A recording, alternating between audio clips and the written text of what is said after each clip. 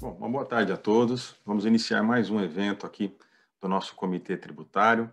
É uma honra estar aqui hoje com a presença de ilustres colegas, iniciando mais um debate. Quero agradecer ao Dr. Maurício Barros, Dr. Adolfo Bergamini, pela coordenação de mais esse comitê, que hoje, para falar de responsabilidade tributária de Marketplace, recebe a doutora Melina Rocha, Dr. Henrique Brasil e o Dr. Henrique Santos, especialistas na matéria, que vão trazer abordagens extremamente importantes.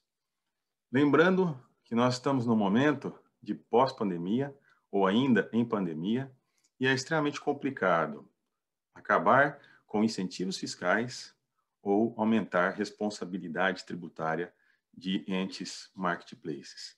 É nesse cenário, sobre a responsabilidade tributária, à luz do CTN, à luz das decisões e da jurisprudência do Supremo Tribunal Federal a respeito desse tema, e olhando um pouco para o direito comparado, que os ilustres expositores aqui hoje vão trazer, né, para cada um pouco da sua experiência. Lembrando que esse comitê é um momento de reunião, de troca de ideias, né, que tem um caráter informal, então nós teremos também abertura para perguntas, para que todos os participantes, né, associados, participantes, possam trazer também a sua experiência e essa troca que faz com que a nossa reunião seja extremamente produtiva. Então, eu quero agradecer, em nome da ABAT, mais uma vez, ao trabalho profícuo realizado pelo Dr. Maurício, Dr. Adolfo, e pelos nossos ilustres palestrantes que gentilmente aceitaram a possibilidade e o convite da ABAT para virem palestrar aqui hoje. Então, sem mais me estender, né, novamente cumprimentando a todos, desejando uma ótima reunião, eu passo então a palavra ao nosso presidente do comitê, Dr. Maurício Barros, para que ele faça uso dela. Obrigado. Obrigado, Halley. Boa tarde a todos e todas. Obrigado pela presença. Bom, como o Halley já falou, é um tema bastante atual, né? A gente tem visto aí legislações, né, prevendo a responsabilidade de marketplaces, né, mais focado no ICMS. Temos ainda projetos, né, de lei, cito da CBS, né, também prevendo algumas hipóteses, né, de responsabilização. E ninguém melhor aqui para conversar com a gente do que a Melina, né, a professora Melina, que é uma grande, se não maior estudiosa aí de IVA, né, no nosso país, embora ela não esteja aqui, mas ela é a nossa representante, e duas pessoas que estão intimamente ligados aí com esse universo, né, que representam aí a plataformas, né, de marketplaces, né, de serviços, no caso, e que estão vivendo o dia a dia disso, e eu acho que vai ter uma riqueza nesse nosso debate aqui, porque a gente vai aliar a academia, né, a visão teórica, mas também teórica, né, olhando para situações concretas, e o dia a dia, né, das empresas, né, e as dores e aquilo que a gente pode sempre de uma maneira, como o Halley já colocou, né, discussão, quem sabe a gente sair com alguma proposta, com alguma ideia que possa realmente melhorar aí, né, o ambiente de negócios no Brasil, que acho que esse é o propósito principal aí de associações como a ABAT, né? Então, sem mais delongas, só alguns recados, pessoal. Então, enquanto os nossos palestrantes, a quem eu agradeço, né, eu reitero o agradecimento pelo tempo de estar aqui com a gente, enquanto eles estiverem expondo, se puderem ficar, por favor, com os microfones fechados, né, para não atrapalhar a exposição, depois a gente vai abrir no final para aquele debate que a gente tem, sem prejuízo, né, de vocês, quem quiser mandar perguntas no chat, que às vezes está no meio ali da exposição, alguém já pensou em alguma coisa, quiser já deixar registrado no chat uma pergunta, alguma colocação, algum questionamento, fiquem à vontade, né? Acho que todos aqui sabem, aqui no canto não, né? Na parte inferior aqui da tela, vocês acham ali o ícone do chat, tá bom? Então, sem mais delongas, eu passo aqui a palavra para a professora Melina Rocha, que é diretora de cursos na York University, no Canadá, doutora pela Universidade de Sorbonne, com cotutela com a Universidade Federal de Santa Catarina, mestre também pela Universidade de Sorbonne, graduada em Direito pela Universidade Federal de Santa Catarina, foi professora da FGV Direito Rio, já atuou como consultora externa no Banco Mundial, no IPEA e no CECIF. E é uma grande aí, expositora, né, nos todos os debates de reforma tributária, principalmente naquilo que toca à tributação do consumo, né? A Melina está sempre presente e sempre agregando ideias aí da experiência que ela tem nessa vivência internacional. Então, Melina, com você a palavra, e mais uma vez obrigado pelo seu aceite, pela sua participação. Bom, boa tarde a todos, muito obrigada. Queria inicialmente falar que é uma grande satisfação estar aqui na BAT e agradecer imensamente o convite que foi feito pelo Maurício, né, e agradecer também a Adolfo e Haley aí por estar aí dividindo um pouco do meu conhecimento, né, em termos de direito internacional comparado à experiência de outros países, né. Eu fiz uma apresentação aqui de 12 telas, eu vou compartilhar com vocês. Então, hoje o tema é responsabilidade de marketplace, é um tema imenso que a gente vai ver com os nossos debatedores que, né, sabem muito mais da prática do que eu, porque marketplaces a gente tem que falar no plural, porque existe ao menos aí uma dezena de diferentes tipos de marketplaces, mas o que eu vou tentar dar aqui é um overview, né, das medidas que estão sendo tomadas internacionalmente pelos países em termos de tributação da economia digital, porque o marketplace vem nesse contexto de ajustes, né, dos sistemas de imposto sobre valor agregado para poder tributar não residentes, fornecedores não residentes, tanto de serviços intangíveis quanto de produtos. E aí o marketplace vem justamente nesse contexto, né, de ampliação das regras do IVA para pegar e tributar o não residente. E aí o marketplace está sendo colocado, então, como responsável, né, em muitos casos, nessas transações feitas por não residentes.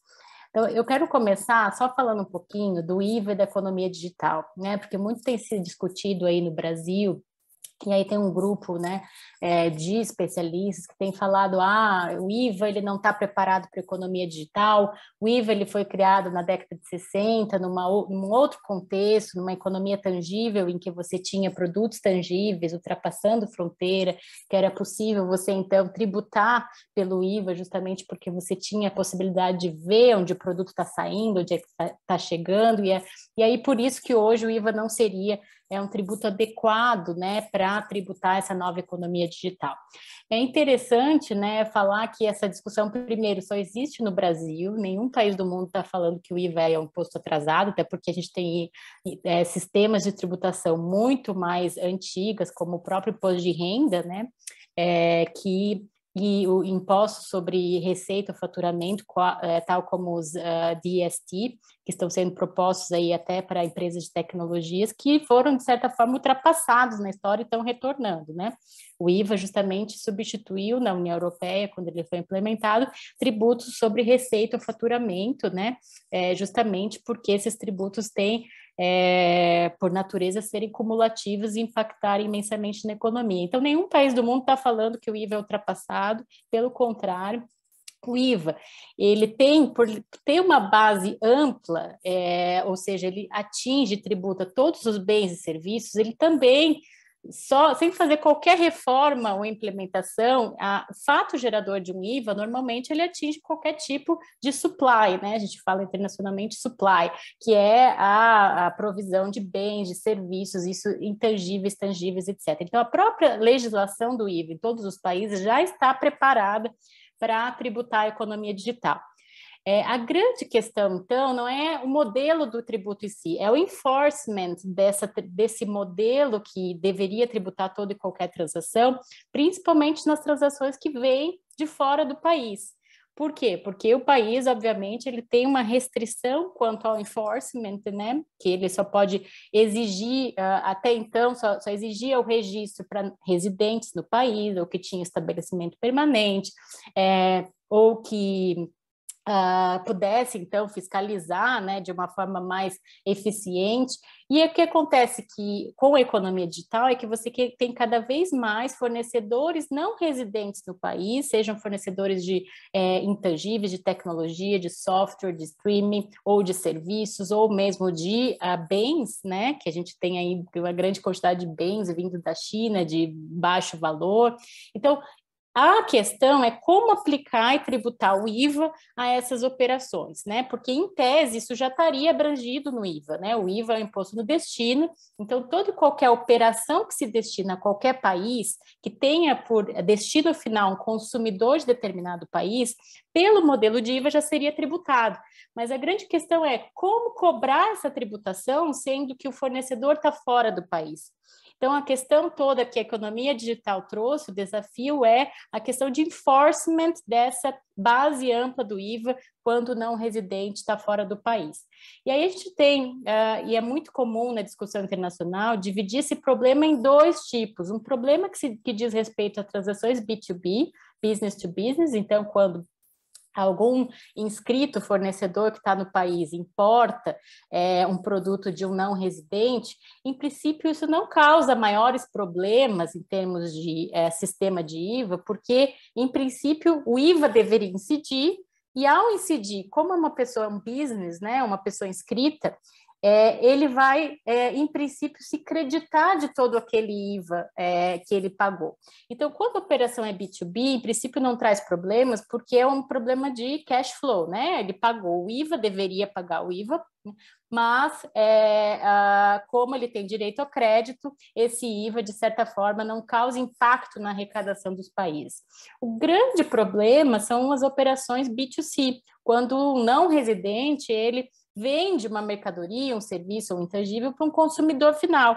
Por quê? Porque esse consumidor final, ele não é inscrito, ele não tem como controlar e, principalmente, ele não tem direito a crédito, né? E aí sim, você tem uma perda de receita grande por conta dos países, porque essas operações B2C não estão sendo tributadas, né? Então, a grande questão da economia digital é como pegar essas operações B2C, consumidores finais, que não, portanto, têm direito a crédito, né?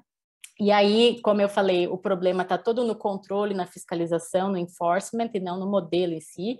E aí também uma outra questão que eu vou falar principalmente com relação às plataformas, é um desafio de determinar onde se localiza o consumidor, principalmente quando o consumidor for um consumidor de bens intangíveis ou de serviços prestados eletronicamente. Como é que eu vou saber se uma pessoa está dentro ou fora de um país? Ou, no caso do Brasil, que a gente vai ter que localizar se está num estado ou no município para ver qual alíquota que aplica. Então, esse também é um desafio muito grande no IVA da economia digital. Aí, diante desses problemas, já de muito tempo, né, assim, eu acho que quase 2 décadas, a OCDE e a própria União Europeia vem tentando colocar soluções, propor soluções para esses problemas. Então, para as operações B2B, que eu falei que nem são tão problemas, os países até então, e ainda continuam, implementando um recolhimento que se chama de reverse charge mechanism, ou em outros países, aqui no Canadá, se chama de self-assessment, que é o quê? Quando um business, né, um fornecedor que é inscrito no IVA, ele importa, seja um intangível, seja um serviço, ou seja um bem de outro país, de um não residente, que não é registrado no IVA, o país exige que essa pessoa que é inscrita no IVA faça o self-assessment, ou seja, ela vai declarar na sua declaração de IVA e ela vai pagar o IVA correspondente, não é o fornecedor que vai coletar o IVA dela como numa transação interna. Então, esse é o modelo que ainda se utiliza para operações B2B. Para operações B2C, a gente vai ver que os países estão, então, cada vez mais adotando um mecanismo que obriga não residentes ao registro no IVA internamente. Então, através, muitas vezes, a maioria dos países criam um sistema de inscrição simplificada, esses não residentes vão, então, se inscrever, vão coletar o IVA dos seus consumidores finais, para quem eles estão realizando a venda, e vão remeter, pagar, recolher esse dinheiro para os cofres públicos de cada país, né? Então, e aí também nesse contexto, como eu falei, junto com essas iniciativas, estão se implementando responsabilização de intermediários. Começou com uma discussão muito grande da responsabilização dos courriers, né?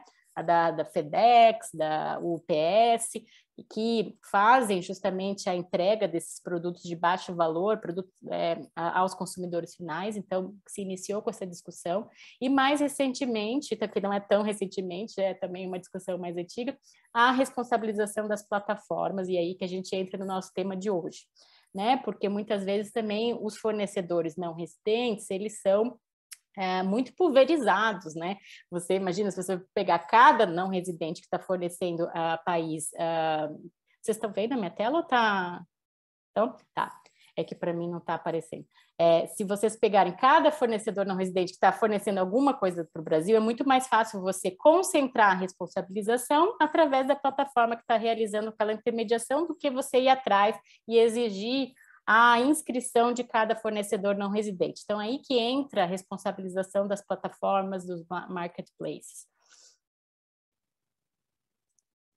Bom, eu trouxe aqui um slide que eu gostei de uma palestra que eu assisti semana passada do Piet Batiot, que é o chefe de IVA da União Europeia, e ele trouxe, da OCDE, desculpe, e aí ele trouxe mais ou menos o que está sendo esse resumo. Desculpe, não deu tempo de eu passar para o português, eu fazia tradução, mas na apresentação eu posso ir traduzindo.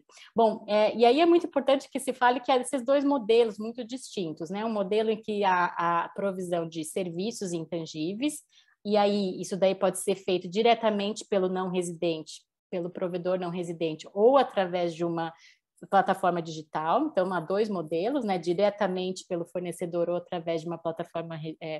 E tem o sistema de importação de bens de baixo valor, né? Na União Europeia se adotou o valor de 150 euros como baixo valor, mas cada país tem um threshold que daí também aplica essas regras.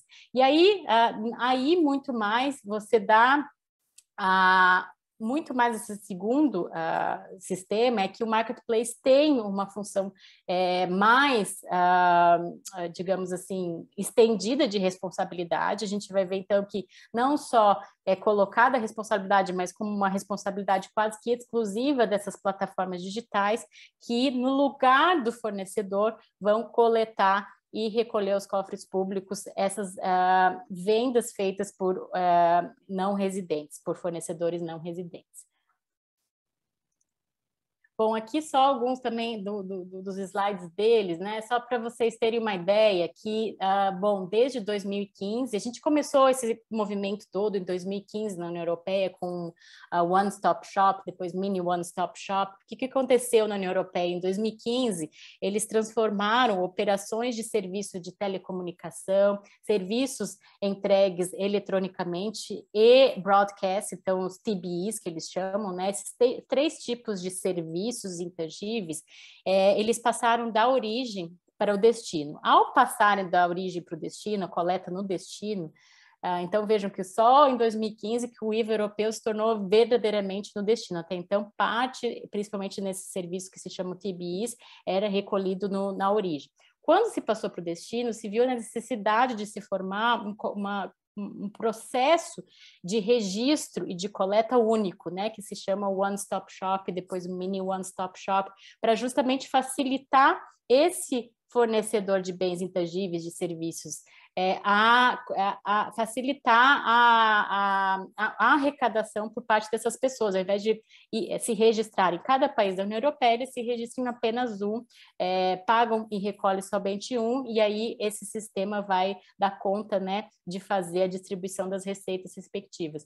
E a partir dessa primeira iniciativa, lá em 2015, da União Europeia, a gente tem aí, desde 2015, uma série de países adotando iniciativas parecidas. Então, hoje a gente tem 76 países que já adotaram essas medidas ou estão em processo de implementar essas medidas com relação a registro de não residente, responsabilidade de plataforma, todas essas iniciativas que eu acabei de falar. Vejam que a gente tem mais de 170 países que adotam IVA. Desses 170 países, 76 já estão implementando essas medidas. O Canadá foi um dos últimos, agora, 1º de julho, a adotar essas medidas também. Bom, com relação às plataformas digitais, eu não preciso falar também que essas plataformas têm assumido uma importância cada vez maior no comércio internacional, né? Então, aqui eu coloquei alguns dados que eu achei interessante do PIET, que é 62,7% dos 4 trilhões de US dólares do comércio digital foram feitas por meio de 10 plataformas apenas. Então, a gente tem 10 plataformas em 2020 que foram responsáveis por 62% do comércio digital no mundo. As 100 maiores plataformas correspondem a mais de 95% do e-commerce no mundo. E as vendas do exterior, né, representam 20% do e-commerce global. Então, e-commerce interno de países é 80%, mas 20%, se a gente for ver, né, a nível mundial, é bastante coisa. Esse segundo gráfico aqui diz respeito só à União Europeia, então, as 3 maiores plataformas digitais que atuam na União Europeia são responsáveis por 57% dos fornecimentos internacionais, né, do exterior para a União Europeia. Então, vejam que, assim, há uma grande concentração aí também, né, desse comércio por meio de algumas plataformas e não de muitas. Bom, nós temos um relatório da OCDE de 2019 que fala muito dessa questão, traz justamente toda essa questão de definição das plataformas, os tipos de responsabilidade. Eu vou só falar alguma coisa. Primeiro, a definição que esse relatório traz, né, que fala que uma plataforma é algo que permite, por meio eletrônico, interações diretas entre compradores e vendedores e que apresentam 2 características, né? Cada participante da plataforma, seja o vendedor, o comprador, no caso do marketplace, cliente da plataforma, né? De alguma maneira, está relacionado com a plataforma e a plataforma permite uma interação direta entre as partes. Isso é uma definição da OCDE, não é uma recomendação para um desenho legal. Mas a OCDE traz, então, uma recomendação para os países de como fazer essa definição legal nas respectivas leis. E a OCDE fala o seguinte: em geral, deve-se ter critérios positivos, ou seja, o que a plataforma deve ter, quais as características que ela deve ter para que ela seja responsabilizada, eventualmente, para coletar o IVA, né? E aí colocam basicamente 3 critérios positivos. A plataforma ela tem que ter o controle dos termos e condições da venda realizada, tais como preço, termos de pagamentos, condições de entrega. Tem que ter um envolvimento direto ou indireto no processamento do pagamento e da entrega, ou da entrega ou do cumprimento do fornecimento. Então, tem que ter algum envolvimento direto ou indireto no shipping, né, na entrega. E ter, em geral, uma provisão de serviços de apoio ao consumidor, que é algo que dê errado, né, naquela compra, ela vai não entrar direto em contato direto com o fornecedor, mas com a plataforma. Então, são esses critérios positivos que a OCDE recomenda que devam estar nas leis, e ela fala também critérios negativos, e esses critérios negativos foram os que foram criados na lei da CBS 3887. O PL 3887 só trouxe esses critérios negativos, então já é uma crítica aí ao PL por não trazer os critérios positivos, que, ao meu ver, são mais importantes do que os negativos. Então, o PL 3887 ele fez o seguinte: olha, tudo é plataforma, menos essas 3 critérios negativos que eu vou falar, que são recomendações da OCDE. Então, quais são esses critérios? Uma plataforma não pode ter uma função de mera disponibilização de conteúdo, isso não é plataforma, pode até ser plataforma, mas não é uma plataforma apta a ensejar qualquer tipo de responsabilidade tributária, ou que seja responsável meramente pelo processamento do pagamento, ou que só ofereça ofertas publicitárias ou procure indicação de fornecedores, né, que é muito comum a gente pôr lá, sei lá, aí no sistema de acomodação, a gente tem vários sites que a gente coloca para ver qual hotel é mais barato. Então, esse tipo de site ou plataforma não seria apta a ensejar responsabilidade. Isso é muito interessante e é muito importante da gente ver esses critérios sendo colocados efetivamente, se são ou não colocados efetivamente nas leis de cada país. E aí esse relatório também descreve os tipos de responsabilidade que uma plataforma pode ter. Então, nós temos basicamente 3. Um primeiro tipo de responsabilidade que estava sendo utilizado pelos países da União Europeia, que é simplesmente facilitar o pagamento, a coleta em nome do fornecedor que realiza a venda online. Então, só tinha a obrigação de fornecer ao fisco certas informações, né? Então, quem são os fornecedores, se são inscritos ou não, quais as operações que fizeram, para que o fisco, diante dessas informações, fossem cobrado o respectivo fornecedor, se quisesse. Então, uma responsabilidade de fornecer informação somente. Aí, alguns países da União Europeia já tinham começado, a França é um exemplo, a responsabilizar, vamos dizer assim, na nossa nomenclatura do Brasil, solidariamente, digamos assim, ou subsidiariamente, né? É diferente a nomenclatura que eles usam internacionalmente, mas eu coloco ou solidário ou subsidiário pelo IVA devido nas vendas junto com o fornecedor. Então, como é que era o modelo da França? O modelo da França, a plataforma só tinha responsabilidade se, depois de ser notificada pela administração tributária da França, que a administração tributária identificou potenciais fraudes, né? Ou seja, fornecedores que não estavam pagando o IVA francês, então identificou, falou para a plataforma, olha, esses fornecedores não estão recolhendo IVA. E somente se a plataforma não tomar nenhuma atitude, por exemplo, não bloquear esses comerciantes de fazerem transações, aí sim a plataforma seria responsabilizada, né? Só depois dessa, digamos assim, notificação por parte da administração. Mas esses dois modelos, né, parece que, não sei se porque não foram suficientes, ou por critério unicamente de facilidade de arrecadação, estão sendo deixados de lado, e a maioria dos países, e a União Europeia, que eu vou apresentar agora, estão indo para um sistema de full liability, ou seja, a plataforma é responsável exclusiva pelo pagamento do IVA no lugar do fornecedor. Então, simplesmente o fornecedor não precisa recolher, pagar, ele é deixado, não precisa se registrar, e aí a plataforma que é colocada como full liability, a responsável exclusiva. Então, esse é o modelo da União Europeia, que foi implementado a partir de 1º de julho. Então, como eu falei, até então, nós tínhamos países adotando medidas isoladas, mais no sentido de fornecer informações ou responsabilidade solidária, como eu falei do caso da França, mas uma diretiva europeia que era para entrar em vigor em janeiro, mas eles prorrogaram por causa da Covid, prorrogaram para agora 1º de julho, entrou em vigor, mas já está sendo discutido já há uns 2 anos, essa diretiva eu acho que já foi aprovada há uns 2 anos, mas a entrada em vigor ficou para 1º de janeiro e prorrogaram agora para julho. Então, o que é? Responsabilidade exclusiva, né? Então, considera-se que a venda foi feita pela plataforma, né? Deemed supply, ou seja, você considera que a plataforma que está realizando a venda e por isso ela é responsável em pagar.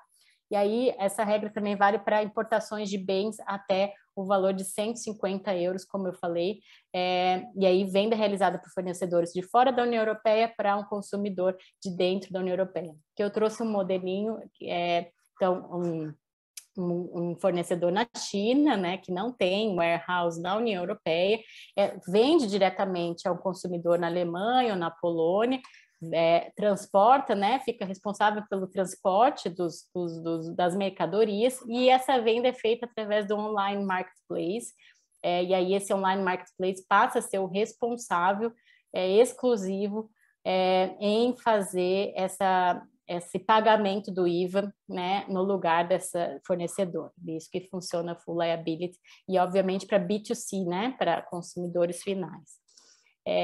Bom, o sistema do Canadá, que é basicamente a mesma coisa, também foi implementado no 1º de janeiro e dá também a responsabilidade exclusiva ao marketplace. Então, o Canadá adotou esse sistema quase que idêntico da União Europeia. Eu trouxe aqui alguns desafios, aí já acabando a minha apresentação, e aí eu acho que são desafios que eu vejo no debate internacional, na minha experiência aqui, eu trabalhei com alguns clientes como consultora aqui nesse sentido, né, de ajudá-los nessa transição. Então, assim, primeiro, essa adoção de uma definição muito abrangente de plataforma, que foi o que eu falei que aconteceu na CBS. Então, o Canadá está sendo muito criticado porque trouxe uma definição de plataforma como qualquer pessoa envolvida, direta ou através de arranjos com terceiro, na coleta, recebimento ou cobrança do pagamento pela venda ou na transmissão de todo o parte do preço ao fornecedor. Então, por ter essa definição bem abrangente de plataforma, está pegando muita coisa que, né, em princípio, não é plataforma por causa dessa definição, e aí está tendo muita reclamação aqui dessa definição. Outra questão é que, geralmente, esses sistemas que estão sendo implementados para a plataforma, geralmente só são responsáveis em coletar as vendas para consumidores finais, B2C. E aí eu vejo que as plataformas estão tendo uma grande dificuldade de identificar, né, se a venda é B2B, é B2C, tem que pedir para a pessoa o registro do IVA, né, para saber se é uma B2B, e aí eu vejo que está tendo também uma reclamação operacional das plataformas no sentido de implementar esse controle de quando é uma operação B2B ou B2C. E aí tem outro problema também, porque geralmente, quando esses sistemas são simplificados, a pessoa que está adquirindo, comprando o produto nesse sistema, ela não tem direito a crédito, né? O sistema simplificado, tanto para marketplace como para não residente, não dá direito a crédito ao adquirente. Então, se a cobrança é feita errada para um fornecedor, por exemplo, ele deveria ter direito ao crédito, ele não vai ter o direito ao crédito. Vai pedir uma restituição para a plataforma, e a plataforma pedir uma restituição para a autoridade administrativa. Então, assim, afeta um pouco a questão da não cumulatividade do IVA, que deveria ser um pilar essencial, como todo mundo sabe. E, por fim, uma outra questão que eu estou vendo operacional que está sendo criticada é a questão de, principalmente em plataformas de intangíveis ou de serviços, como eu vou identificar se o consumidor, né, a pessoa que está recebendo o intangível, o serviço está ou não no país. E aqui no Canadá ainda você tem que identificar se está numa província ou outra, porque as alíquotas se diferenciam. Então, os países trazem nas leis alguns critérios para identificação. Então, o endereço fornecido pela pessoa, é o endereço do cartão de crédito, é o endereço do IP. Então, assim, você tem que ter certo controle, porque a autoridade administrativa, né, tributária, geralmente pede 2 comprovantes de residência naquele país que sejam idênticos, né, que identifiquem o consumidor na mesma localidade. Então, você tem aí que implementar sistemas de geolocalização, né, muitas vezes para saber onde é que está o consumidor. Aqui no Canadá eu tive um caso que tem Ottawa, e Ottawa você atravessa o rio, você está no Quebec, você atravessa o outro lado do rio e está em Ontário. Quebec tem uma alíquota, Ontário tem outra. E aí a pessoa estava sendo cobrada, sei lá, pela alíquota de Ontário, mas ela morava no Quebec, e aí o cliente falou, não, como é que eu faço, né? Porque eu estou identificando ela em Quebec, ela está falando que ela está em Ontário, ela quer uma alíquota menor. Então, vejam, assim, né? Um problema de você atravessar a rua, você não saber se aplica a alíquota X ou a alíquota Y. E esse é um problema que a gente vai ter no Brasil, né, por conta do nosso federalismo, que a gente vai ter diferentes alíquotas de acordo com os estados e de acordo com os municípios. Então, esse é um problema que a gente vai ter no Brasil, infelizmente. E aí, só para trazer, eu falei da CBS, recentemente, agora, o senador Roberto Rocha apresentou o relatório da PEC 110, e esse relatório, bom, eu tive a satisfação de ajudá-lo, e tanto os estados quanto a União Federal acharam por bem, nesse relatório, no processo de negociação desse relatório, que foi negociado extensivamente com todas as partes, todos os entes federativos, a Receita e os estados acharam por bem colocar essa regra, né? Então, é uma regra que está lá prevista no IBS subnacional e na CBS, que a lei poderá estabelecer como sujeito passivo do imposto a pessoa que concorrer para a realização, execução, pagamento da operação ou prestação, ainda que residente ou domiciliada no exterior. Então, eles quiseram colocar isso na Constituição para deixar claro, né? Porque houve uma grande discussão na CBS se a responsabilidade de plataformas está de acordo com o CTN, se o CTN permite ou não. E aí, para acabar com essa discussão infraconstitucional trazida pelo CTN, se o CTN dá ou não a abertura para esse tipo de responsabilidade, as partes decidiram colocar esse texto para abrir a possibilidade de cobrar do não residente, fornecedor não residente se registrar, e também das plataformas nacionais ou internacionais por meio desse dispositivo. Então, bom, é isso. Obrigado, Melina, excelente exposição.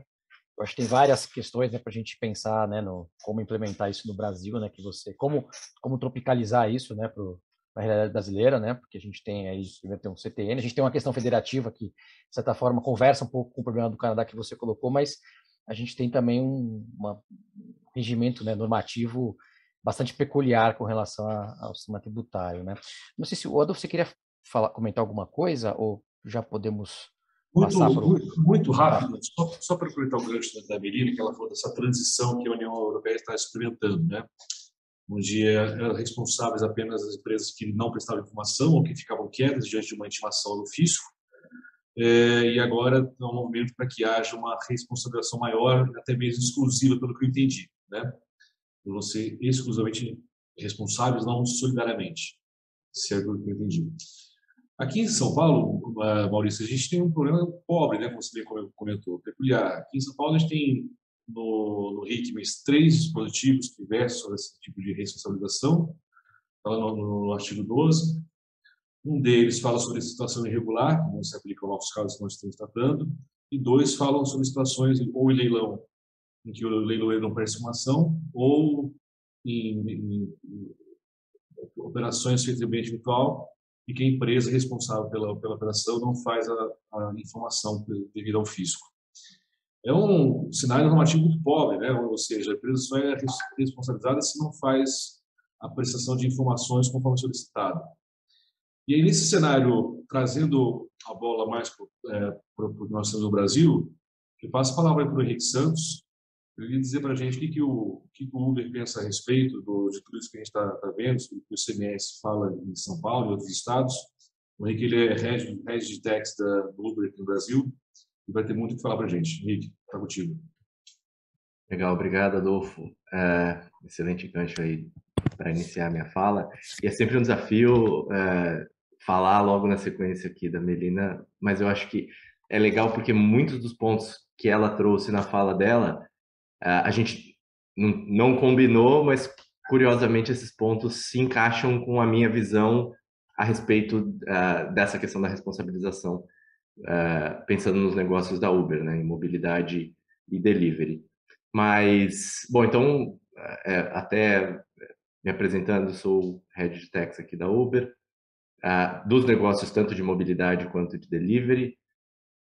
E é um prazer imenso estar aqui com vocês hoje para falar desse tema.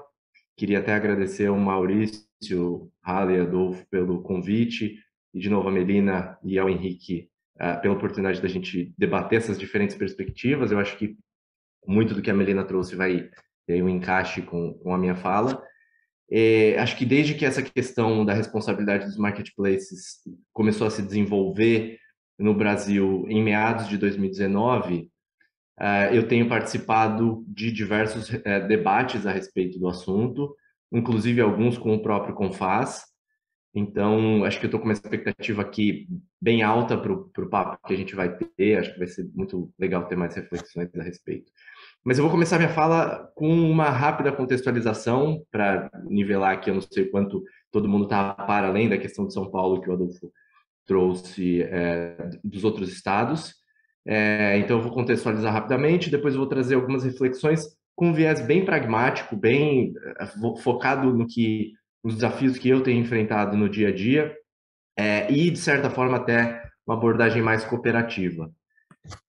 Bom, eu acho que é até chovendo molhado a gente falar de que as plataformas digitais permitiram o aumento do volume do comércio eletrônico, né? Acho que elas trazem benefício do lado do consumidor, faz com que o consumidor tenha acesso aí a uma ampla gama de serviço e de produto de uma forma centralizada. Do lado dos fornecedores, permite acesso a mais clientes, também de uma forma facilitada, acesso a serviços acessórios, como, em alguns casos, a própria entrega, meio de pagamento, enfim. Então, acho que tem benefícios dos lados de cliente e fornecedor de produto. E eu acho também até desnecessário a gente mencionar que a pandemia, além de, obviamente, ter aprofundado as desigualdades que a gente tem aqui no Brasil, né, as desigualdades sociais, ela também teve profundos efeitos nas plataformas. Posso citar o caso da Uber, em que a gente viu o nosso negócio de mobilidade ruir e derreter, de certa forma, em função das restrições sanitárias que aconteceram desde o início da pandemia, mas, ao mesmo tempo, a gente viu o negócio de delivery crescer exponencialmente. E até trazendo um pouco mais dessa minha abordagem prática, um dado que a gente reportou e reporta consistentemente na Bolsa de Valores de Nova York, especialmente no fechamento do último trimestre, é que a gente, globalmente, já tem o negócio de delivery, que a gente opera por meio do Uber Eats, maior em receita e volume de negócio do que a nossa linha de mobilidade. Obviamente que a gente ainda está num momento de pandemia com bastante restrição, mas eu acho que esse fato, dado que em muitos países a gente já retomou os níveis pré-pandemia no negócio de mobilidade, ou seja, já estamos ali mais para o fim da pandemia, pelo menos do ponto de vista de volume de negócios, né? E o negócio de delivery sai dessa pandemia maior do que o de mobilidade, acho que isso traz uma extrema relevância para esse debate que a gente está tendo aqui. E aí eu acho que eu falei um pouco de plataformas, né, clientes e fornecedores. Eu acho que a gente tem, sem dúvida, do lado do fisco e dos fiscos globalmente, né, a problemática relacionada à questão da sonegação fiscal e o quanto de responsabilidade das plataformas a gente deve ter sobre essa sonegação, quanto de responsabilização. Observando, acho que um pouco pela fala da Melina, mas também pelo que eu vou trazer aqui, eu noto que tem uma grande descoordenação entre a abordagem das autoridades fiscais no Brasil, entre as autoridades, entre os estados e a própria União, no caso do projeto de lei da CBS, e até comparado com o restante do mundo. Trazendo alguns exemplos práticos, no caso dos Estados Unidos, em que o modelo de tributação sobre o consumo é com base no sales tax, ou seja, cobrado na última etapa da cadeia na venda ao consumidor final, vários estados lá tiveram a decisão de responsabilizar integralmente as plataformas pelo recolhimento dos impostos na venda. Ou seja, nesses estados, toda a venda feita na plataforma digital tem o recolhimento centralizado. A gente chama isso, é uma regra que a Uber está sujeita nos Estados Unidos, por exemplo, e a gente chama isso de Marketplace Facilitator, que é o nome dado às plataformas. Então, as plataformas têm a responsabilidade pelo recolhimento de uma venda feita ali no seu ambiente. Acho que se por um lado isso traz uma complexidade inicial, sem dúvida, ainda mais no sistema americano, traz uma segurança jurídica com uma clareza dos papéis, das responsabilidades entre os competidores. Tem uma dificuldade de operacionalização, sem dúvida, porque as regras também têm variações entre os estados, tem diferentes alíquotas entre os produtos, enfim, tem toda a complexidade do sistema americano, mas o que a gente observa em geral é que os players que operam lá têm seguido a regra. Talvez seja até um pouco diferente do que a gente observa na prática aqui no Brasil. Já na Europa, eu nem vou me aprofundar muito, porque a Melina falou bastante a respeito, mas a abordagem, além da questão, tem toda uma coordenação da OCDE e da União Europeia, além dessas medidas de responsabilização que a Melina já citou, tem muita discussão sobre requisito para reporte das plataformas. Então, em 2020, a OCDE criou o que eles chamam de regras modelo para reporte das plataformas, fazendo uma tradução livre aqui. Mais recentemente, a União Europeia, seguindo essas regras, aprovou o DAC 7, que é uma diretriz para compartilhamento de informações das plataformas. Então, as plataformas compartilhando essas informações que acontecem ali localmente com os países membros. Vai ter exigência a partir do começo de 2023 e os reportes, quer dizer, o ano de competência que é alvo desses reportes, e aí os reportes são entregues a partir de janeiro de 2024, então tem uma transição longa para esses reportes, e eles englobam basicamente plataforma de aluguel de imóvel, não preciso nem citar qual é o expoente aí desse negócio, serviços pessoais, venda de mercadoria, transporte, então muito do que a gente vai discutir aqui. Então, veja que, no geral, são dois grandes caminhos que a comunidade internacional tem seguido, né? A responsabilização total, como no caso americano, e essa migração que a Melina mencionou, especialmente para as transações internacionais, né? Fornecimento de fora da União Europeia, e no caso de transações dentro da União Europeia, esse reporte sem a responsabilização. Acho que no Brasil a gente manteve a nossa tradição de inovar e complicar em matéria tributária, né? e criar coisas que, em alguma medida, só a gente vê, né, aqui, enfim, as nossas jabuticabas. E aí, desde do meio de 2019, lá para maio, junho, os estados brasileiros começaram a criar essas regras. Se eu não me engano, o primeiro foi o estado do Ceará. Hoje a gente tem em vigor aí 10, 12 regras distintas nos estados brasileiros, parte delas em que a atribuição de responsabilidade ocorre quando não há emissão de documento fiscal por parte do vendedor, então é uma responsabilidade subsidiária das plataformas. Em outros casos, tem uma responsabilidade tributária no caso da não prestação de informações pela plataforma. Eu acho que é o caso que o Adolfo mencionou do regulamento do ICMS de São Paulo. A gente tem também casos em que não tem nenhum tipo de responsabilidade, mas tem uma obrigação de reportar dados de modo estruturado. Vou falar um pouquinho mais disso mais na frente. E a gente tem também casos em que a responsabilidade se dá pela mera intermediação financeira. E acho que é muito curioso, voltando, puxando um gancho lá na fala da Melina, de que a gente tem até um caso que aparentemente bebeu da fonte francesa. Eu não sabia desse modelo francês que a Melina mencionou, mas o Estado do Rio de Janeiro, a responsabilidade da plataforma se dá somente quando ela não bloquear e não parar de permitir transações de contribuintes que são listados pelo Estado do Rio. Então, é curioso ver que, enfim, a gente tem inspirações variadas. Então, a gente já tem, atualmente, responsabilidades de diferentes tipos, desses todos que eu mencionei, em metade dos nossos estados, praticamente. Estou falando de Ceará, Bahia, Maranhão, Mato Grosso, Minas, Paraíba, Piauí, Paraná, Rio Grande do Sul, São Paulo, Sergipe e o Rio de Janeiro, obviamente. Tem mais alguns, aí um punhado com projetos de lei em discussão, então a coisa tem evoluído bastante, e desde do meio de 2019 a gente não teve um intervalo longo sem a aprovação de uma nova regra nesse sentido aqui no Brasil. Bom, a primeira hipótese que eu mencionei de responsabilidade quando não tem a emissão de documento fiscal é a mesma proposta pelo artigo 5º do projeto de lei da CBS, né, que a Melina também já mencionou. E eu vejo assim, para mim, essa multiplicidade de mecanismos para a responsabilização das plataformas é o primeiro grande problema da abordagem no Brasil para a questão, com algum descolamento aí de como a coisa está sendo feita nas iniciativas internacionais, mas esse caos que a gente enfrenta dentro do país aqui é o primeiro grande problema para mim.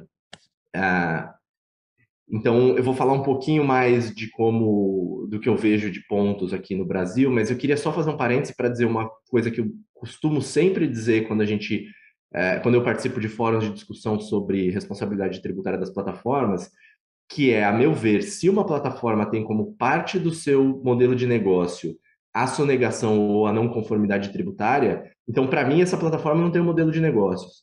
O que a gente tem que discutir e superar aqui é como, dentro da regra do jogo, eu acho que o Maurício deu uma passada aí sobre o nosso ambiente normativo, como dentro das regras do Brasil a gente cria um ambiente de mais conformidade tributária, de mais segurança jurídica e de menos litígio, né?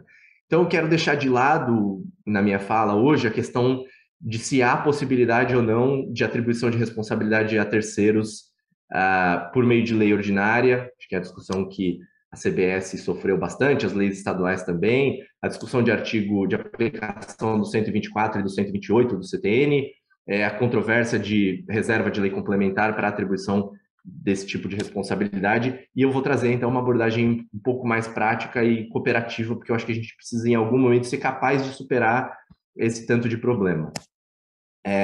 De novo, eu acho que não é do interesse de nenhuma plataforma o fomento à sonegação, então acho que a gente tem que cooperar, os marketplaces em geral deveriam cooperar para atacar esse problema no Brasil. Mas o ponto para mim é o caminho, ou os vários caminhos, né, no caso do Brasil, que as autoridades brasileiras estão propondo, tem algumas falhas graves que podem dificultar essa operação, essa cooperação. E aí, até trazendo uma reflexão, eu queria que por um segundo vocês pensassem, como é que funciona a operação de um marketplace, de uma plataforma? Na verdade, esse é o tipo de pergunta que não tem uma resposta única, né? A gente viu lá na apresentação da Melina critérios positivos e negativos para a identificação de plataformas. Isso é porque tem grandes diferenças no modelo de negócio. Essas diferenças influenciam a relação dessas plataformas com o fato gerador do tributo, a capacidade delas darem a devida repercussão jurídica exigida ali pelo Estado. Então, a gente tem plataformas que são somente um centralizador de anúncio, por exemplo, outras que negociam o valor, definem ali toda a questão de valor, meio de pagamento e a entrega, outras que permitem que as partes negociem de modo mais livre em algum grau. Enfim, acho que tem diferentes graus de participação das plataformas. E até se a gente for...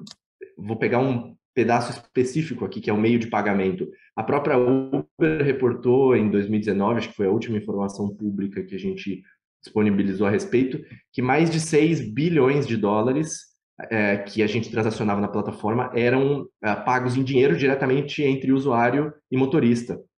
Ou seja, em uma parte relevante das nossas transações globalmente, sequer tem o componente de intermediação financeira que permite que as plataformas deem essa repercussão jurídica de retenção do pagamento de imposto.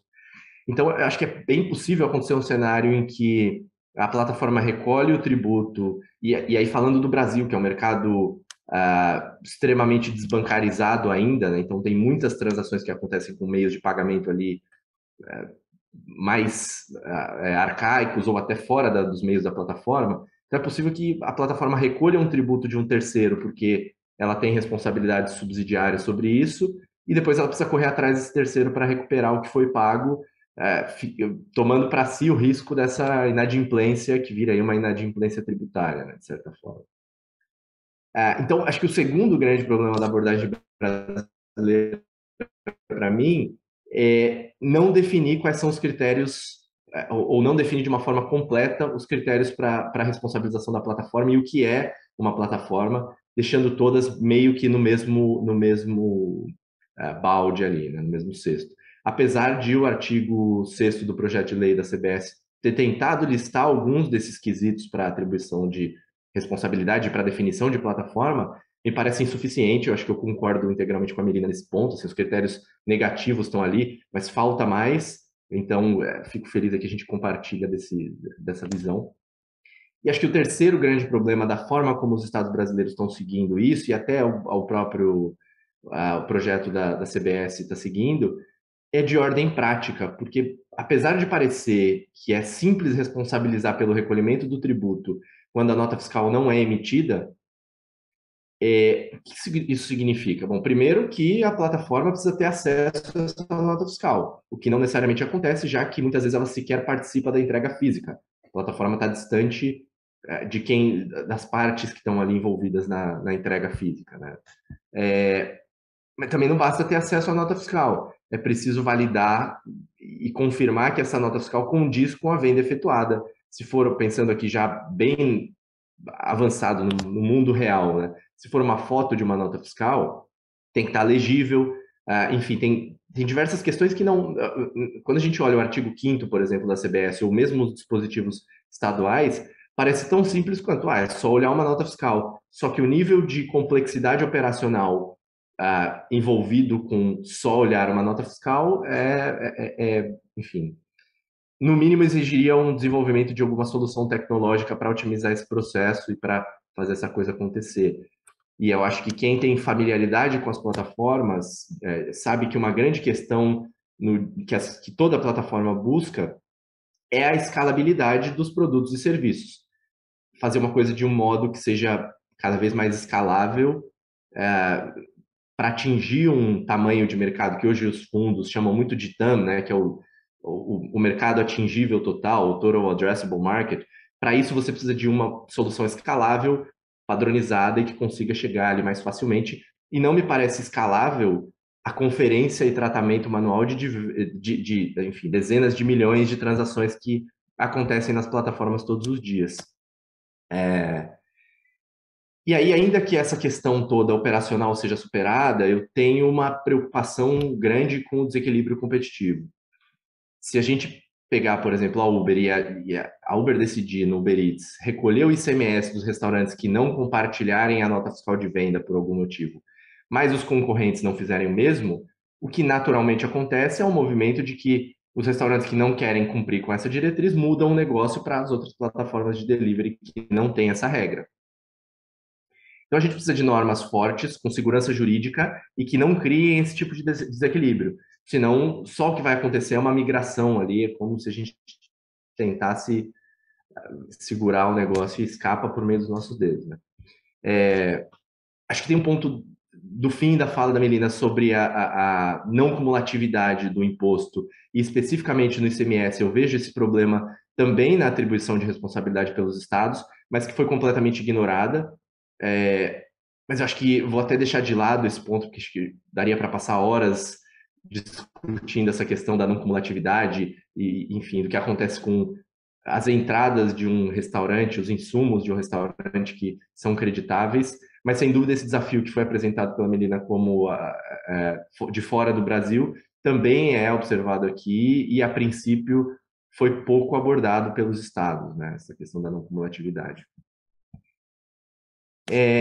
Bom, eu acho que já encaminhando para o encerramento aqui, para o fim da minha fala, apesar de ter passado boa parte, eu disse lá no começo que a minha ideia era ter uma abordagem cooperativa e passei a minha fala inteira criticando o sistema, né? E falando mal, levantando problemas.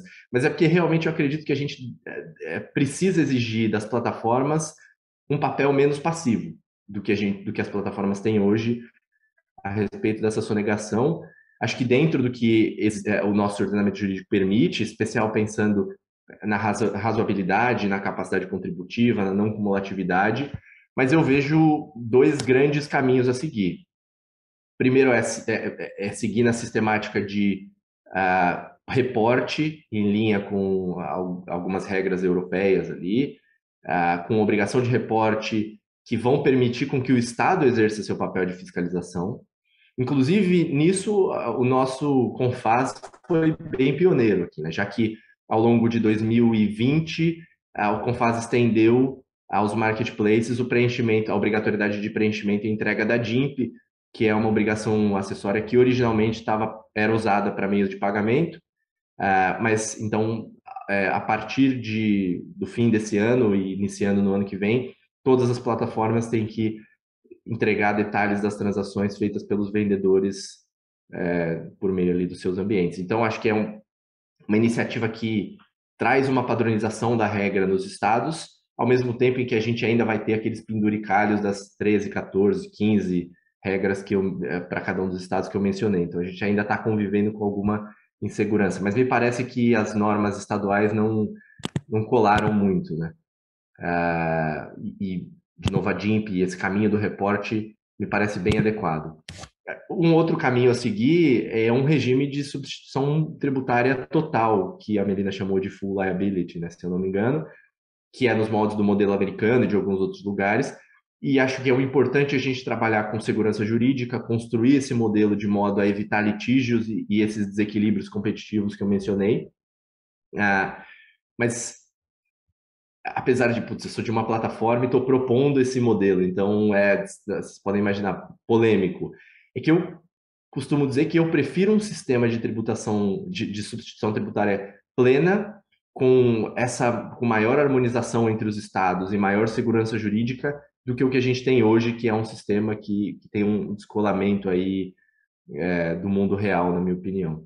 Então, acho que esses são os dois modelos possíveis.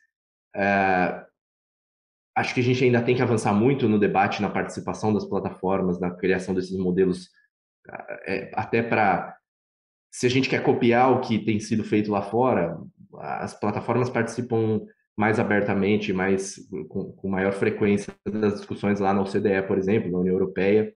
Então, acho que um bom início é fomentar o debate entre poder público, plataformas, e entender o que funciona para uma ou para outra enfim, tentar aí, de novo, avançar com relação ao papel que as plataformas têm, mas dentro do que é possível, pensando aqui no nosso ordenamento jurídico. Acho que era isso. Enfim, fico aberto aí para perguntas, debates, mas eram essas minhas contribuições. Obrigado, pessoal. Obrigado, Henrique. Bom, excelente a exposição. Eu acho que essas ponderações são bastante pertinentes, eu acho que vai aumentar bastante debate no final. Eu acho que tudo caminha para a gente ter o quê, né? Um respeito à razoabilidade, né? E uma harmonização dentro dessa razoabilidade, né? Então, alguma coisa que seja aí geral, né? Que seja uniforme no país e possa ser colaborativa, né? Para as plataformas que, de fato, né? Tem um terreno fértil para ver aí colheita de dados, né, de operações. As plataformas têm esse big data aí para os fiscos poderem fiscalizar. Agora, tem uns limites aí para que elas possam ser chamadas para o pagamento, né? Eu já passo a bola para o Henrique Brasil, que vai, acho que, tecer mais algumas colocações críticas aí aos modelos que nós temos. Você que pode chamar de modelo, né? Mas as manifestações que nós temos visto no Brasil com relação a essa responsabilização. O Henrique, ele é advogado, graduado pela Universidade Federal do Rio de Janeiro, MBA em Gestão Tributária pela FIPECAF, e é o Head de Tax do Airbnb para a América Latina, responsável por todos os assuntos tributários da região, e com certeza tem muito a agregar para essa discussão pela vivência prática. Então, Henrique, bola com você aí. Obrigado pela participação. Eu que agradeço o convite, Maurício. É difícil para eu falar depois da Melina e do Henrique, especialmente criticar alguns pontos que eu acho que eu sou um pouco mais... o Henrique fez um discurso no início dizendo que ele não ia criticar tanto, embora ele tenha criticado pra caramba, e eu vou falar que eu vou criticar pra caramba mesmo, porque eu particularmente tenho uma opinião pessoal, não só porque eu trabalho no marketplace, mas uma opinião pessoal de alguns equívocos no modelo, não só do Brasil, mas no modelo internacional. Então, eu queria fazer alguns comentários, primeiro no que a Melina comentou, em relação à responsabilidade full dos marketplaces, em alguns detalhes. Acho que, primeiro de tudo, esse modelo de responsabilidade full ele foi bem pensado para os marketplaces de produtos, então, para aqueles que vendem, que intermediam a venda de mercadorias, e eu tenho minhas ressalvas quanto à aplicação dele para marketplaces de serviços e de outros tipos de negócios, como é o caso do Airbnb, que a principal atividade aí, o principal supply que está sendo feito pela plataforma, na maioria dos casos é um aluguel de um imóvel. E o porquê que eu digo isso? Porque na ideia de que isso é uma solução para endereçar a tributação sobre o consumo, né, a tributação sobre esse supply, a tributação indireta, as regras de IVA não são harmônicas em relação à tributação ao supply feito por pessoas físicas. Existem países onde as pessoas físicas não são contribuintes do IVA, e enquanto outros países as pessoas físicas são, e outros que as pessoas físicas podem ser, ou qualquer até pessoa jurídica, se atingirem um determinado nível de faturamento anual, para o que eles chamam de VAT threshold, que aí sim eles passariam a ser inscritos para o recolhimento do IVA. Então, você tem um primeiro modelo de que você tem plataformas que giram principalmente seus negócios que podem estar totalmente fora da hipótese de incidência e da tributação do IVA ali dentro desse supply. Então, foi pensada uma primeira solução que, na verdade, tenta endereçar um problema que não deveria ser um problema para determinados tipos de plataformas, né? E eu acho que essa distinção ainda não é tão clara e não é um assunto tão discutido assim abertamente. É colocado, e acho que isso é incomum na fala da Melina, do Henrique e minha, de que é colocar tudo num grupo só, marketplace e plataformas digitais, como se fosse uma coisa só, mas tem essas nuances. Mas mesmo para as plataformas que são de mercadorias, a gente tem esses casos, e eu acho que o Henrique e a Melina tocaram nisso, e eu queria reforçar, dessas regras específicas para que a transação esteja sujeita ao IVA. Então, o VAT Threshold é um exemplo deles, que eu comentei. Então, se aquela pessoa pode sequer, né, o supplier, o seller, ele pode sequer ser inscrito de IVA, aquela transação pode não estar sujeita ao IVA, e aí vem se discutindo qual é o papel da plataforma para isso. Então, cria-se, se parte da premissa que a plataforma tem uma responsabilidade em fazer o recolhimento e a substituição do contribuinte e recolher esse IVA, a plataforma passa a ter essa responsabilidade de identificar quem é inscrito de IVA e quem não é, qual transação está sujeita ao IVA e qual não está. É um passo anterior a definir qual é a tributação adequada do IVA, ou aqui no nosso caso, qual é a alíquota certa do ICMS, etc. E, além disso, esbarra nessas questões que a Melina trouxe no final, de o crédito que, em vários países onde já se implementaram isso, desconsidera completamente essa situação, criando um cenário de que transações por plataformas digitais sempre vão ter uma carga efetiva tributária da alíquota nominal, enquanto para transações offline você acaba tendo uma situação por conta dos créditos aproveitados do IVA, um recolhimento menor por parte do seller. Fora todas as nuances das regras de IVA em relação por exemplo, de uma transação de uma pessoa residente num país com uma pessoa no exterior que poderia ser qualificada como uma exportação de serviço para fins de IVA e tem uma intermediação de uma plataforma ali acontecendo. Então, acaba transferindo para a plataforma a obrigatoriedade de identificar se a transação é sujeita do IVA, se a pessoa que está vendendo alguma coisa pela plataforma é contribuinte do IVA, qual a alíquota que deveria ser aplicada e se tem algum tipo de regra específica que precisa ser aplicada por conta daquele tipo de supply. Então, eu acho que é muita coisa para se falar e parece que é complexo, mas talvez, para quem não está tão na prática, pareça simples. Mas é a regra do jogo, né? Para aprender a fazer negócio naquele mercado precisa passar por isso. Eu queria trazer alguns dados do Airbnb que são públicos, né? A gente tem isso nas demonstrações financeiras, de forma ampla a gente comenta isso. O Airbnb é uma plataforma que opera hoje em mais de 100 mil jurisdições. É uma capilaridade imensa, muito maior do que vários outros plataformas gigantes, plataformas muito maiores em receitas, número de usuários, o valor transacionado pela plataforma muito maior que o Airbnb, mas em capilaridade, essas plataformas de viagem, o Airbnb e seus competidores, estão presentes numa quantidade de países muito grande, vários deles acima de 200 países, e quando você desce a nível de estado, município e até county level, em alguns casos, né, condado, você tem aí 100 mil jurisdições que eventualmente podem estar tributando os supplies que são intermediados por essas plataformas. E aí isso aqui passa para o segundo ponto, de que esse modelo pensado para o IVA vem sendo tropicalizado ou localizado para abarcar outros tributos que não o IVA. Então, a gente pega os problemas que a gente vinha discutindo para o IVA, que na maioria dos casos seriam problemas a nível nacional, então a gente está falando aí de, eventualmente, ter essas obrigações e ter todas essas regras tributárias, essa capacidade de conseguir entender qual é a tributação para o IVA no nível de 200 jurisdições e desce isso para os diferentes impostos que poderiam ter. Então, você tem, na Argentina, por exemplo, várias leis a níveis de províncias, que seriam o equivalente aos nossos estados aqui, que já colocam a responsabilidade do recolhimento no marketplace. E aí, isso no nível dos estados argentinos, né, que lá eles chamam de província. Assim como acontece em vários outros lugares do mundo. Então, a gente está potencialmente falando de entender isso tudo, no nosso caso do Airbnb, para 100 mil jurisdições.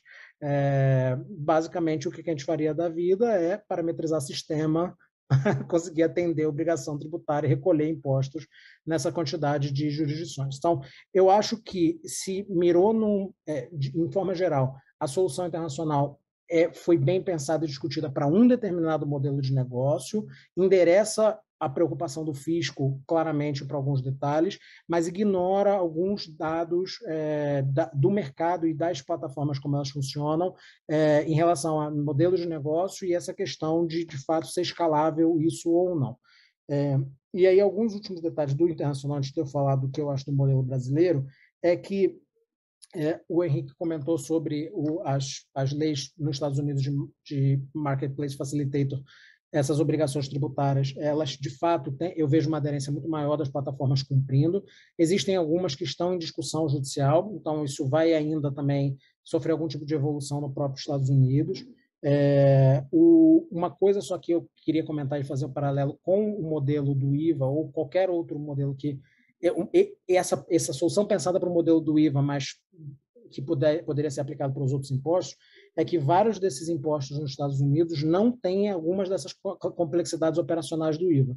Então, no caso do Airbnb, por exemplo, nos Estados Unidos existe um tipo de imposto que chama Occupancy Tax, ou Hotel Tax, que é um imposto sobre acomodação. Que é um imposto cumulativo, então não tem a questão do crédito, e eu não estou defendendo impostos cumulativos aqui, acho que eu estou 100% alinhado com a Melina de que o IVA é o melhor imposto para o consumo e tudo mais, mas para esta questão operacional da responsabilidade das plataformas, se torna um aspecto operacional muito mais simples. As regras são muito mais simples, é muito mais by the book, é uma alíquota em cima de um determinado montante, e a plataforma consegue calcular isso de maneira muito mais clara. Então, e aí, nessa questão de occupancy tax, não é só nos Estados Unidos, isso tem no mundo inteiro, é particular do business de acomodações, né? Mas para dar algum outro dado que também é público para vocês podem encontrar essa informação sobre o Airbnb recolhe impostos desse tipo de occupancy tax em mais de 30 mil jurisdições no mundo hoje. Então, acho que isso também está alinhado, é um exemplo prático que eu queria trazer, alinhado com o que o Henrique estava dizendo, de que o Airbnb e as outras plataformas, porque eu e o Henrique a gente discute isso faz muito tempo e com as outras plataformas também, a gente entende qual é a necessidade do marketplace se posicionar e colaborar com as autoridades fiscais. Acho que está na mesa, está tudo na mesa, é possível fazer tudo, mas a gente precisa encontrar uma solução que não vá, na verdade, matar os modelos de negócio e, na verdade, fomentar um ganha-ganha, né? Que a arrecadação tributária veja o aumento por conta desses negócios digitais, mas que não crie uma necessidade de transformar as plataformas digitais e os marketplaces em verdadeiros escritórios de contabilidade e de tributação. E isso vale para dizer que, em relação a essa carga operacional grande para conseguir implementar esse tipo de regra, eu não tenho dúvida de que as grandes empresas de tecnologia, aquelas 3 que a Melina falou que tomam conta de 60% do e-commerce da Europa e as 100 que tomam conta de 95% do e-commerce global, eu não tenho dúvida de que ia ser uma dor de cabeça imensa implementar isso no nível de todos os países e potencialmente de outras autoridades no nível abaixo do nível nacional, mas que elas conseguiriam fazer, porque são as maiores empresas do mundo atualmente, com valor de mercado absurdo por conta da valorização que elas estão sofrendo e tudo mais. Mas eu me pergunto se esse é o caminho também, que se a gente está falando de fato criar um nicho em que só essas empresas vão conseguir enfrentar esse tipo de regulamentação. Porque pensando nessas startups que surgem do dia para a noite, e a Uber foi uma startup há 14 anos atrás, eu acho, o Airbnb foi uma startup há 15 anos atrás, a Amazon foi uma startup há 25 anos atrás, é impossível você pensar que elas conseguiriam cumprir com todos esses tipos de obrigação tributária com essa carga operacional. Não é à toa que, num assunto totalmente separado, relacionado com tributação de plataforma, mas não à responsabilidade solidária, tem se falado de essas obrigações estarem direcionadas a um determinado grupo de plataformas, com algum threshold de receita, de número de usuários e coisas assim, justamente para você não matar startups que estão surgindo hoje que não conseguiriam fazer o investimento tecnológico necessário para conseguir cumprir com isso. Então, eu acho que isso é uma preocupação que eu tenho, e de fato, dessa possível contaminação da solução pensada para o IVA, que para alguns negócios, na minha opinião, funciona e para outros não, poderiam criar. E aí, um último ponto em relação a essa experiência internacional, antes de eu só comentar o que eu acho que a gente está passando aqui no Brasil, é que essas regras de deemed supplier, que como a Melina colocou, em que pensa, né, que tenta fazer a plataforma assumir o papel de supplier daquela atividade principal, que ela está, na verdade, intermediando, é uma questão que vai ter repercussões em outras partes da esfera jurídica, porque essa discussão de responsabilidade dos marketplaces e de plataformas digitais mais amplo senso, inclusive de redes sociais, não se limita na esfera tributária, né? A gente já vinha vendo em relação à moderação de conteúdo, por exemplo, de propagação de fake news, qual é o papel das redes sociais em você moderar esse tipo de conteúdo. E muito aqui no Brasil, com a legislação de consumidor e a legislação trabalhista, atribuindo em várias decisões judiciais a responsabilidade aos marketplaces como a prestação do serviço ali principal que o seller, na verdade, está prestando, né? E isso vai passar para diversos outros aspectos regulatórios, aspectos cíveis. Então, a gente vem... Estou trazendo esse ponto porque, vivendo isso na prática, e aí se distanciando só por um segundo da discussão tributária, a gente vê em vários lugares tentativas de regulamentação em cima dos marketplaces nessas outras esferas.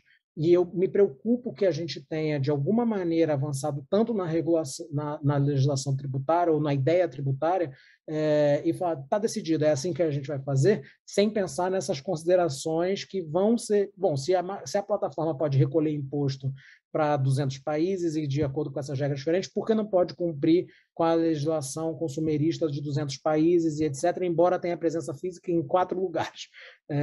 Eu acho que isso é uma questão que se precisaria pensar de uma maneira mais coordenada. E aí, falando especificamente do Brasil, e aí depois disso vou fechar com o que eu acho que é o modelo perfeito, que eu acho que o Henrique já deu um spoiler, ele deve ter lido minhas anotações antes de falar o que ele pensava. Eu não vou me furtar de fazer a crítica de acordo com o que o CTN fala. Eu acho que as hipóteses de responsabilidade que a gente tem visto extrapolam o que o CTN hoje coloca de possibilidade do que essas leis ordinárias poderiam ter feito, tanto no âmbito estadual quanto no âmbito federal. Eu acho que a lei brasileira já previa modelos, a hipótese de responsabilidade para modelos de negócios de intermediação. Isso é uma coisa que eu acho que é importante comentar. Os negócios, a intermediação, em geral, não é nova, não foi a tecnologia que criou a intermediação. Todo mundo conhece vários modelos de negócio que são basicamente intermediações, imobiliárias, agências de viagem, isso para falar 2 que estão relacionadas de alguma maneira com o negócio porque eu trabalho, mas são vários outros tipos de intermediação que acontecem e que isso nunca foi colocado dessa maneira que é colocado hoje, embora o mercado, por exemplo, imobiliário passasse pela sua grande maioria através das imobiliárias espalhadas pelo Brasil inteiro. E qual era a solução que se dava, por exemplo, nesse caso do ramo imobiliário? Compartilhamento de dados através de uma obrigação que chama de MOB para o setor imobiliário e que vai bem em linha com o que o Henrique estava comentando, que é a solução proposta, é uma das soluções propostas também pela OCDE para plataformas inicialmente bem focados em home sharing, que seria o nosso negócio, e ride sharing, que é o negócio da Uber, que eu achava que era o negócio principal, mas o Henrique já falou que as coisas vão mudando um pouco, pelo menos agora no cenário de Covid, mas que já foi expandida como alternativa também para negócios de e-commerce em geral. Então, eu acho que a plataforma tem uma obrigatoriedade, sim, de contribuir. Ela não pode ser instrumento para a sonegação de impostos. Acho que nenhuma plataforma tem esse papel.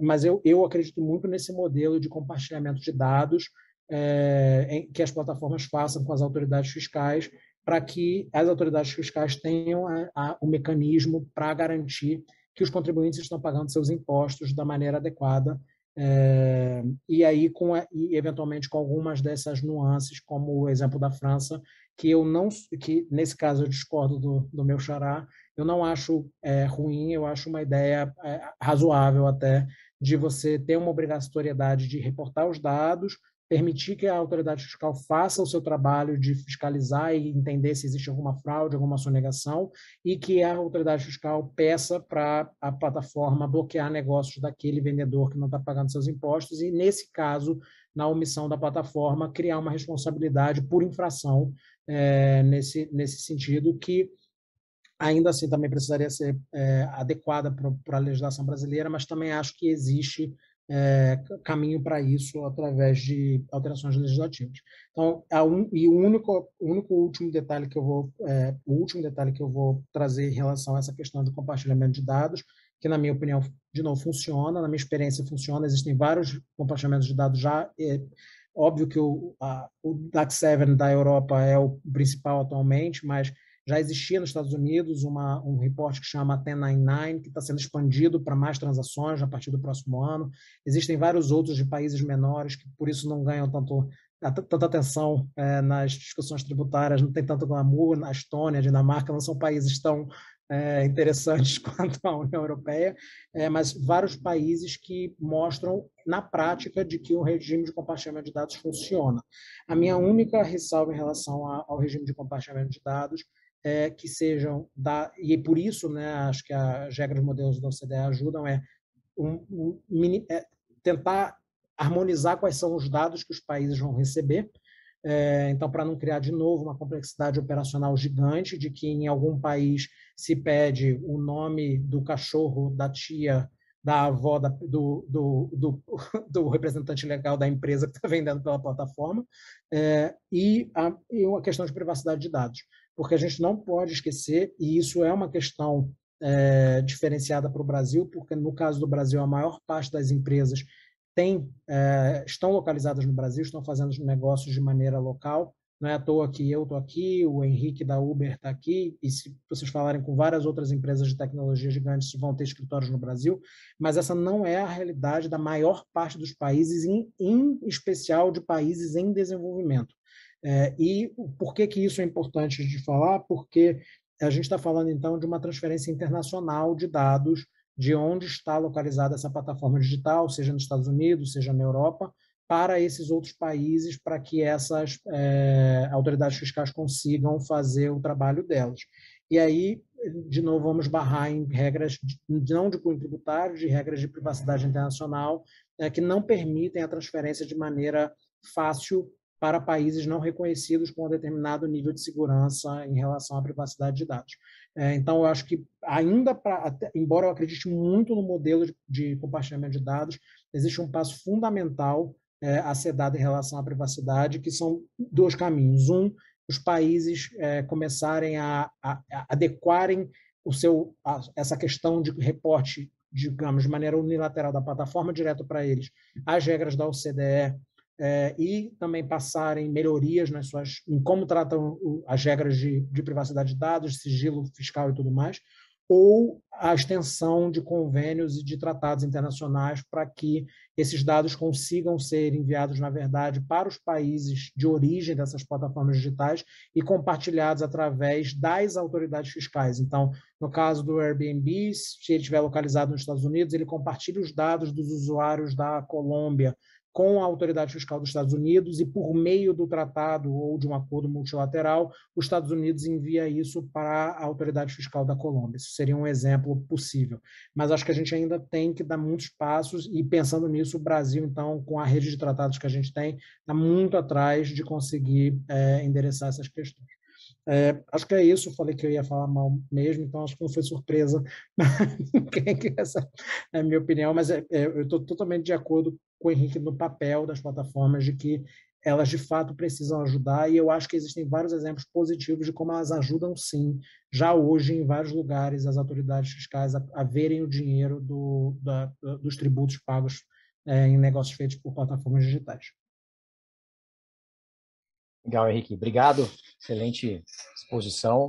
Acho que tem muita coisa para a gente discutir e, de fato, né? Eu acho que tem uma premissa, né? Aí, aliás, antes de passar para abrir a palavra aí para os demais, mas eu acho que tem uma questão que eu acho que é fundamental. Pelo menos aí olhando aqui a realidade brasileira, né? O que a gente tem hoje desses 10 estados mais ou menos aí que tem essas legislações, é que a gente tem primeiro que uma plataforma que, né, a atividade de intermediação que vocês bem colocaram já é antiga, né, não veio com a internet, mas é basicamente uma prestação de serviços, né, e aí sendo chamado, a gente não tem o IVA, esse é o ponto, né, a gente não tem o prestador de serviço e o vendedor de mercadoria pagando o mesmo imposto sobre o consumo. Então a gente tem uma plataforma que presta um serviço, tudo bem, a gente tem marketplace que também vende a mercadoria, mas se a gente focar na atividade em si da intermediação, é uma prestação de serviço que está sendo chamada para ser responsável por o pagamento de um ICMS, que é um imposto sobre venda de mercadoria. Então, a gente já tem esse cruzamento aí que né, que na teoria já causa uma certa perplexidade e aí, enquanto a gente não avançar com reforma, isso vai ser um ponto de atenção. E acho que a questão como vocês bem colocaram, né, talvez de uma prestação de informações e uma colaboração mais nesse sentido, seria mais viável. Né? Vocês colocaram também a questão como é que eu vou fiscalizar a venda de todo mundo, a emissão da nota fiscal por todo mundo, né? E, aliás, a venda acontece antes da emissão da nota fiscal. Primeiro a pessoa vai na plataforma, aí estou falando de mercadoria, né, especificamente, né? Paga pelo serviço, paga pela mercadoria, o cartão de crédito autoriza, o boleto, enfim. Depois que é feita, antes da saída da mercadoria, que se emite a nota, né? Então, essa responsabilização pela ausência de algo, né, pela falta de emissão de nota fiscal, que é o que acontece depois da venda em si, já leva aí um dever, talvez, de ter aí as plataformas com esses escritórios de contabilidade fiscal, ter que fiscalizar todo mundo no lugar do fisco, né, que é quem tem essa responsabilidade. E aí a Melina colocou uma questão bem interessante, né, o que é o B2B, o que é o B2C, e aqui no Brasil a gente tem um problema de quem que é o B2B, o B2C, e o que é o C2C, né? Quem que é o consumidor, a pessoa física vendendo para a pessoa física, e quem que é, acho que o Henrique colocou isso também, né, a questão do Henrique Brasil, que é o cara que está como pessoa física dentro de uma plataforma de venda de mercadoria, supostamente vendendo bens e não mercadorias, porque ele não é comerciante, mas no fundo ele é um comerciante, né? Então, como é que... e aí a gente tem essas regras de responsabilização que colocam, né, que se o sujeito tiver com uma inscrição, não estiver cadastrado regularmente, ou mesmo deixar de emitir nota fiscal, né, a plataforma pode ser responsável, e esse foi um ponto que as plataformas se preocuparam muito com relação ao projeto mesmo da CBS, né, porque tem lá uma responsabilidade da plataforma e uma previsão. Aí eu estou falando do PL, né, não do PL original, né, e uma previsão de que o contribuinte é aquele que também é considerado contribuinte pelas regras do imposto de renda e tem qualquer pessoa física que faça vendas com habitualidade, etc. Então, automaticamente ele não vai emitir nota fiscal, evidentemente ele é uma pessoa física, né? Então a plataforma poderia ser automaticamente responsabilizada, né? Então eu acho que realmente, como vocês colocaram muito bem, tem toda uma dificuldade operacional, acho que também como o Henrique Santos colocou, né, as operações sem cartão de crédito, né, que fica fora, como é que vai responsabilizar? Acho que até a OCDE, uma das recomendações é a plataforma tem que ser facilmente reembolsada pelo pagamento do IVA, né? Se a transação ocorre fora do sistema financeiro, ou o split de pagamento mesmo só deixa com a plataforma o FII dela, ou seja, o valor pela venda da mercadoria dentro da qual deveria estar o IVA, tiver por fora, como é que faz, né? Então, eu acho que tem uma dificuldade, isso a gente também vê na realidade brasileira.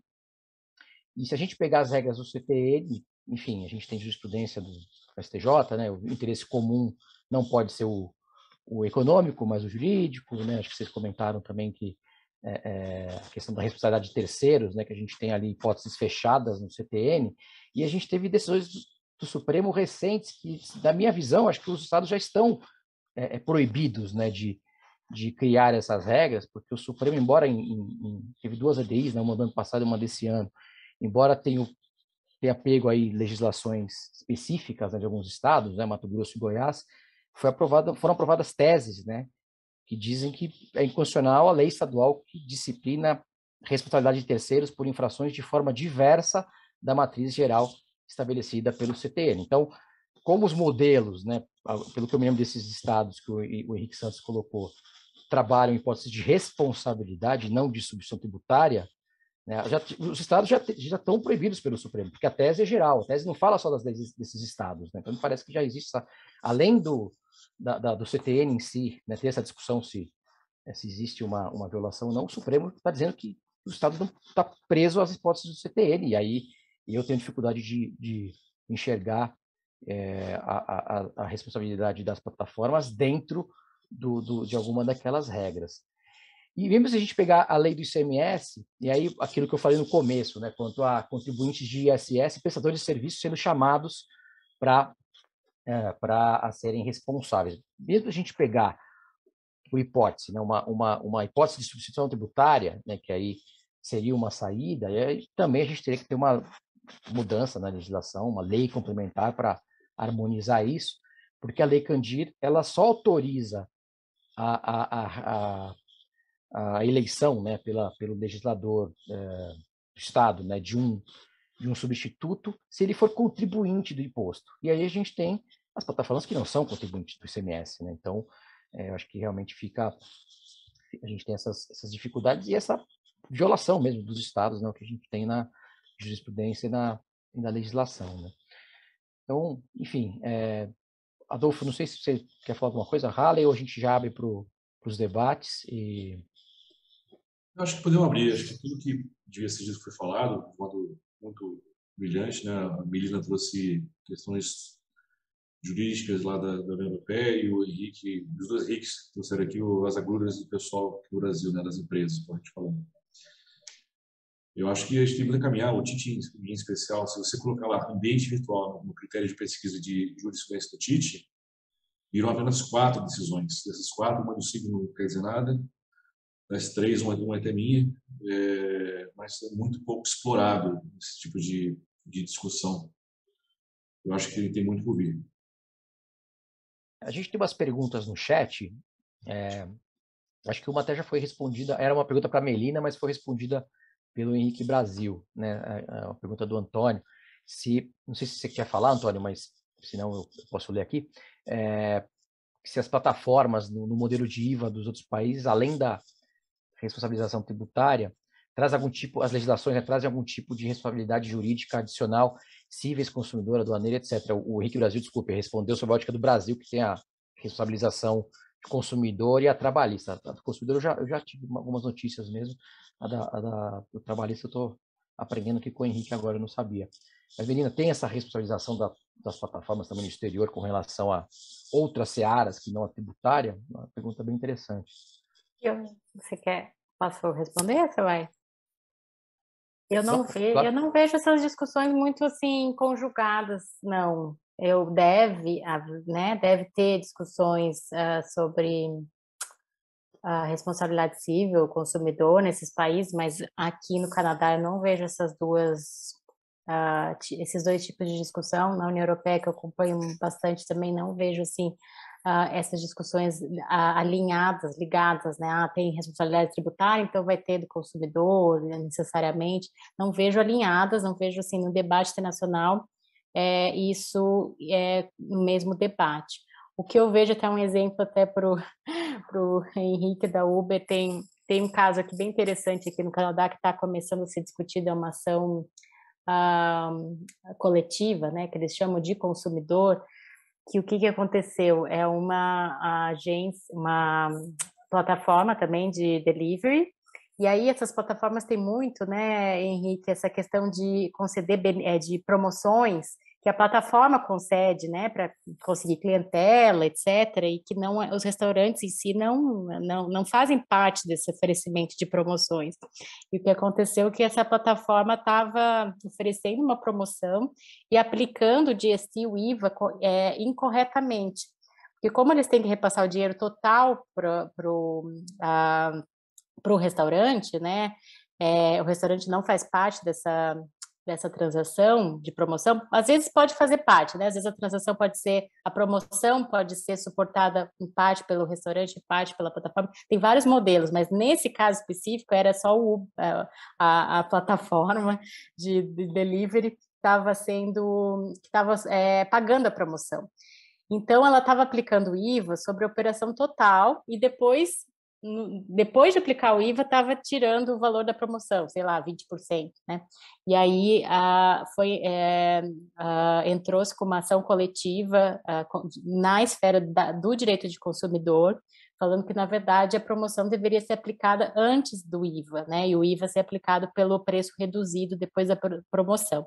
Então, é uma discussão bem interessante que ligou as duas questões por essa plataforma não estar aplicando, né, segundo os consumidores corretamente a oferta que estava sendo oferecida para eles, né? Então, aqui no Canadá aconteceu, mas em geral essa discussão eu não vejo, pelo menos assim, em conjunto uma coisa com a outra. E até porque os países de common law, eles têm um sistema diferente, né, aqui no Canadá, assim, não tem uma lei civil, né, como nos países de civil law, é um pouco diferente que funciona essa regulamentação. E é isso. E eu queria só comentar um pouco, eu concordo com o Henrique falou que ia ser muito agressivo, mas acho que não foi, que essas colocações foram super, assim, razoáveis, e eu concordo com você que a gente também tem que tomar muito cuidado da administração tributária, que cada vez mais está querendo terceirizar os serviços de administração tributária, de fiscalização. Então, há uma linha tênue aí, né, até que ponto certas, mesmo até na obrigação de prestar informação, mesmo para isso.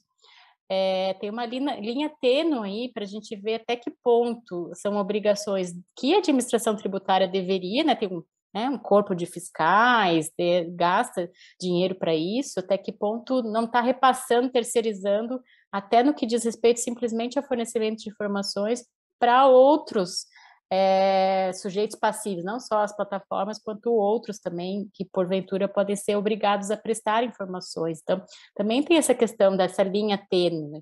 A gente ainda tem uma administração tributária, né? Então, assim, ela deveria fiscalizar de certa forma. Então, até que ponto não está sobrecarregando justamente, até mesmo nesse simples prestar de informações, porque muitas vezes precisa, como você falou, imagina se cada país exigir uma informação diferente para vocês mudarem o sistema, é impossível, porque vocês usam, em geral, um sistema só para todos os países. Então, assim, é uma coisa, assim, para grandes plataformas já é muito difícil, como você falou, para pequenas, simplesmente elas não vão fazer, né? Então, tem toda uma discussão aí que a gente deve sim apontar, e isso não é crítica ao sistema, são questões razoáveis de serem colocadas, sim. E eu acho que são esses meus comentários, Maurício, obrigada. Bom, estamos caminhando para as 7 horas. Tem uma pergunta do Antônio Moreno, do Henrique Santos. Ele fala o seguinte, Henrique: pensando no fato de que a base de parceiros é um dos maiores ativos do marketplace, a segurança da informação fornecida ao ente público é crucial.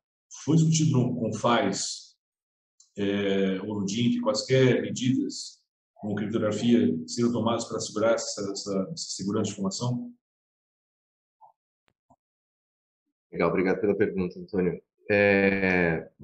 Concordo 100% com você de que mais do que ser um ativo, né, formação dos parceiros, ser um ativo muito importante para as plataformas, dados em geral que são transacionados, a gente está falando de, em alguma medida, aí, plataformas de delivery e de mobilidade, de grandes comportamentos de consumo da população, né? Primeiro, um comportamento do ponto de vista de deslocamento.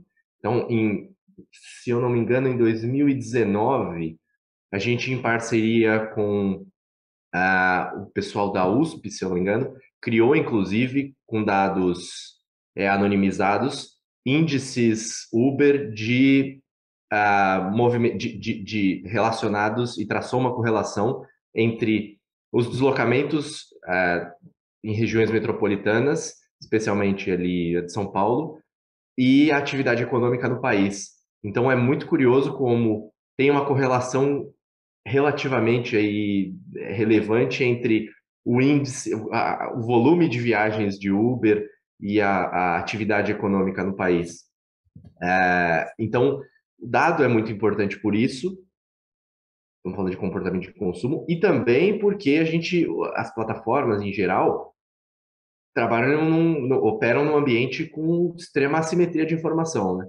A gente não sabe, as plataformas não sabem, em geral, o tamanho do mercado. É por isso que, quando a gente olha as demonstrações financeiras da Uber, por exemplo, ela não fala em market share, porque qual é o tamanho do mercado de mobilidade? Com quem a gente compete? Então, a gente chama alguma coisa mais parecida com a posição da categoria, o tamanho da categoria de ride sharing, e não o market share, porque em alguma medida a gente compete, inclusive, com uma pessoa que tem uma bicicleta, que vai trabalhar de carro, ou que pega uma carona, ou com transporte público. Então, os dados são, para esse ambiente, pelo menos o meu ambiente aqui de tecnologia para mobilidade e delivery, extremamente relevantes. Eu, particularmente, não participei de nenhuma conversa específica voltada para a DIMP. E, na verdade, eu vou dizer que o meu envolvimento e o envolvimento das plataformas mais recente no Confas, ele é um envolvimento tardio, porque a DIMP existe e é obrigatória para os meios de pagamento desde 2019, se eu não me engano, ela já é obrigatória, mas as discussões de estabelecimento, esse mesmo debate que a gente tem de responsabilização de plataformas pelo ICMS, aconteceu no Confas para responsabilização de meios de pagamento, né? Então, a DIMP nasceu dessa mesma curva histórica de os estados querem responsabilizar os meios de pagamento para recolher o ICMS dos contribuintes, dos vendedores.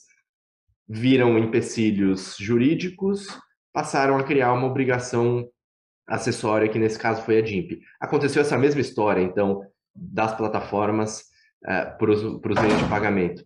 E então a gente entra nas discussões, os marketplaces, já de forma tardia, com a DIMP tendo aí alguns anos de constituída. Mas, sem dúvida, essa é uma preocupação que a gente externalizou várias vezes para o Confas, mas a minha impressão é que a construção disso tudo foi feita lá no passado. Imagina, a gente está falando de dados também financeiros que os meios de pagamento têm que prover, então eu não participei especificamente de nenhuma discussão, mas é algo que a gente já pegou pronto, né?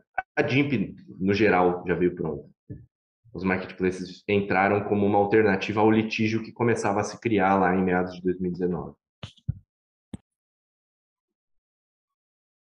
Maurício, só um comentário no que o Henrique falou, que também é uma tendência que a responsabilização passa cada vez mais aos meios financeiros, né? Então, essa mesma diretiva aqui da União Europeia, que adotou todo esse sistema de responsabilização de marketplace, também já prevê em 2024 a responsabilização de instituições financeiras que fazem intermediação de negócios. Então, eu acho que a gente tem uma terceira geração de responsabilização que vai ser, e eu acho que a Argentina tem um modelo também desse de, né, que a instituição financeira tem que recolher na fonte uma parcela a título de IVA. Então, vejam que a gente está também caminhando para essa responsabilização de instituições financeiras. É aquela questão de seguir o dinheiro, né? Onde transita o dinheiro, você aloca a responsabilidade, né? Eu acho que tem uma questão, não sei se mais alguém quer fazer algum comentário, pessoal, dos presentes, mas tem uma questão também, menina, que você levantou, que é a questão do cadastro, né? A pessoa que tem a irregularidade cadastral. E aqui no Brasil, a gente tem nos estados, né, a gente tem uma situação do crédito, da tal da nota fiscal inidônea, que não basta o adquirente, no caso, né, ter que checar se o vendedor é cadastrado. Ele precisa reunir provas de que, naquele momento, aquele cadastro ele estava materialmente existente, não só formalmente existente. O Adolfo cansou de ver isso lá no TIT, né, de julgamentos, acho que é o que mais tem de contencioso.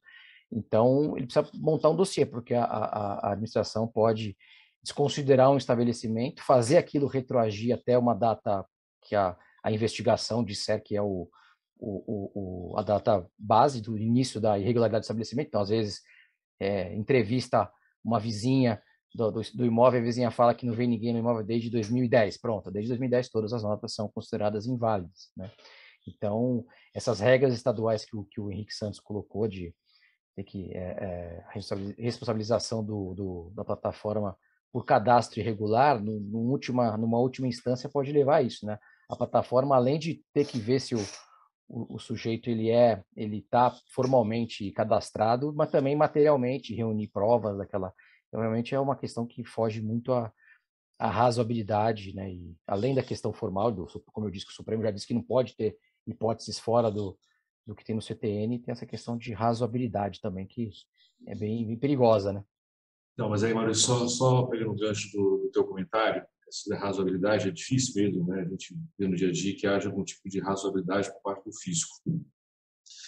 Agora, você trouxe um ponto interessante sobre a nota idônea, né? E aí seria aplicado, por analogia, à disposição do RIC, mas quando fala que a empresa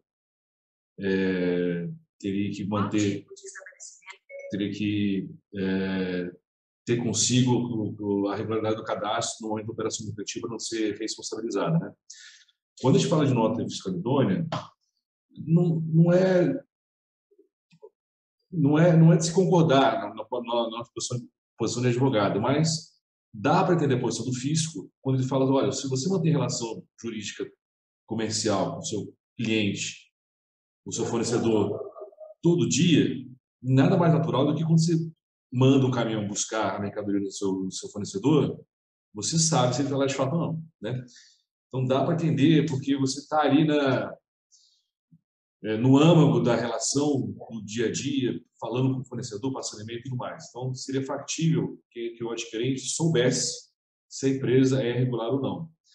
Mas daí exigir que esse mesmo tipo de atitude proativa que perpassa uma mera consulta ao CADESP pelas empresas de comércio virtual, como, por exemplo, Mercado Livre, etc., ou Uber Eats e tudo mais, seria um custo de compliance gigantesco, né? Imagina ter que fazer consulta, não só cadastral, que já é muito, mas também efetiva, material de todas as empresas que estão cadastradas no Marketplace.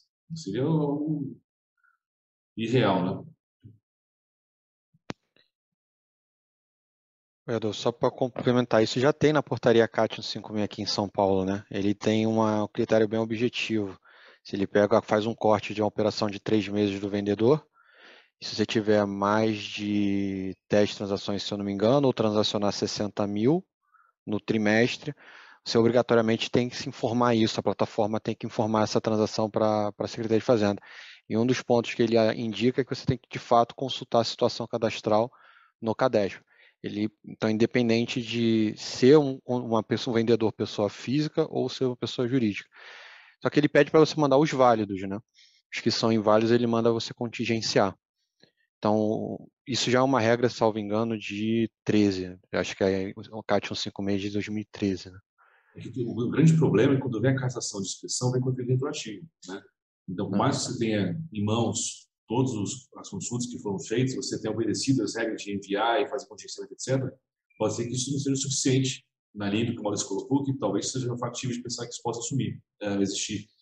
Então, eu faço consultas por 5 anos e, de repente, vem uma carta de inscrição com publicação de oficial dizendo que tudo não vale mais. Então, aquele contingenciamento que foi feito também é a menor, né? Então, teria que ter sido feito a maior.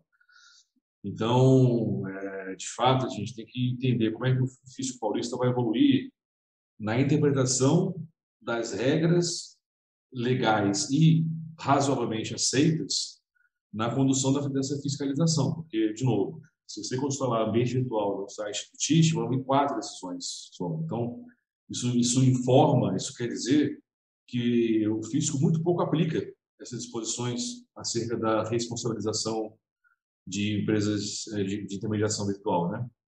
Talvez, quando começar a aplicar mais, a gente pode ter grandes surpresas aí sobre o que é que vai acontecer, como, por exemplo, esticando muito a corda, como o Maurício colocou, aplicar as regras de nota de fiscal idônea para as empresas de intermediação virtual. E aí seria um custo de compliance gigantesco, acho que até inviabiliza a presença da empresa no Brasil.